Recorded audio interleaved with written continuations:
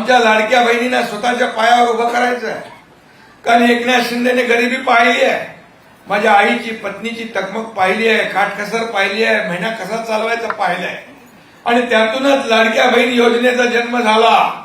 आणि म्हणून लाडकी बहीण योजना एक अशी गेम चेंजर योजना आहे की अनेक सक्सेस स्टोरीज आहेत. अनेक माझ्या लाडक्या बहिणी एकत्र येऊन छोटा मोठा व्यवसाय करू लागल्या, प्रपंचाला आधार देऊ लागल्या. या ठिकाणी स्वतःच्या सहीने स्वतःचे पैसे काढण्याचा अधिकार तुम्हाला मिळवून दिलेला आहे.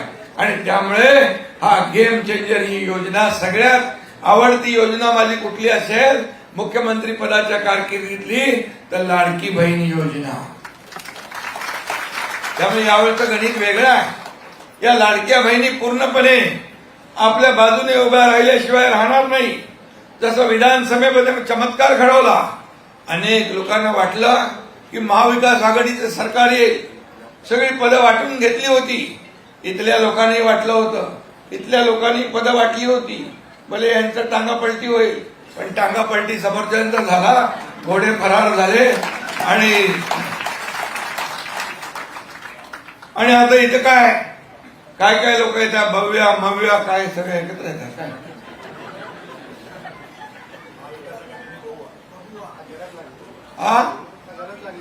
नाही, म्हणून मी आपल्याला सांगतो, नगरपालिकेमध्ये कोणीच दिसत नव्हतं, विरोधकच नव्हते, महाविकास आघाडीच दिसली नाही, आम्हीच फिरत होतो सगळीकडे.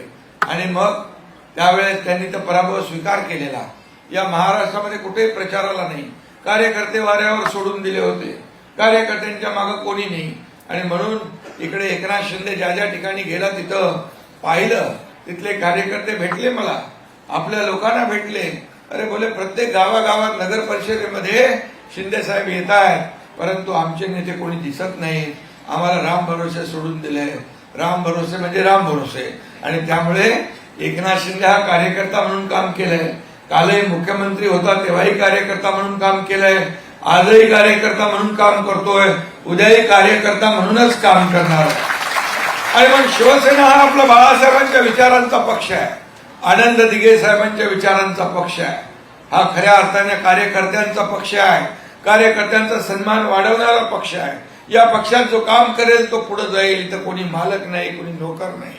आपल्याला नोकर समजणारे लोक, त्यांना लोकांनी त्यांची जागा दाखवलेली आहे.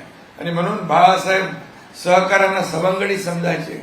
आताचे लोक सहकार्यांना घरगडी समजतात, नोकर समजतात, गुलाम समजतात. गेला जमाना. आता तुम्ही ही सर्व जनता जनार्दन मालक आहे, आपण सेवक आहोत, आपण विश्वस्त आहोत, ही बसलेली जनता मालक आहे. आणि म्हणून ही तुम्हाला उचलेल वरती आणि केव्हा आपटेल ते कळणार नाही. आणि म्हणून उगाच आपल्या ह्याच्यामध्ये कुणी राहू नये. आणि म्हणूनच मी आपल्याला एवढंच सांगेन, आपल्याला विकासाचा अजेंडा घेऊन पुढे जायचं आहे. आणि 25-26 ला 10 कोटी रुपये. आणि या ठिकाणी अनेक निर्णय आपण घेतले. कोणी काहीतरी काय कुठली क्लिप फिरवतात ते, शिकायत का मौका नहीं दूंगा, शिकायत का मौका नहीं दूंगा. मी कधी कारण देत नाही, no reason on the spot decision. म्हणून मी आपल्याला सांगतो, मी जे बोलतो ते करतो. आणि म्हणून आता वर्सोवा ते भाईंदर, भाईंदर ते विरार हा सीलिंग आपण करतोय. यामुळे तुम्ही अतिशय वेगवान पद्धतीने या ठिकाणी या MMRDAच्या माध्यमातून अनेक प्रकल्प आपण मार्गी लावलेत, ते मंजुऱ्या झाल्यात.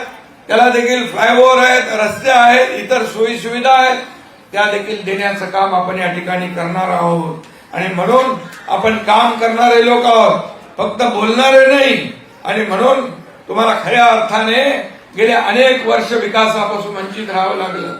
अनधिकृत चाळी आहेत, त्याचं रेग्युलायझेशन करायचं आपल्याला, त्या नियमित करायच्या आहेत, त्या शास्ती दंड माफ करायचा आपल्याला, तो देखील नगर विकास विभागाच्या माध्यमातून माफ केला जाईल. हे देखील मी या ठिकाणी सांगू इच्छितो.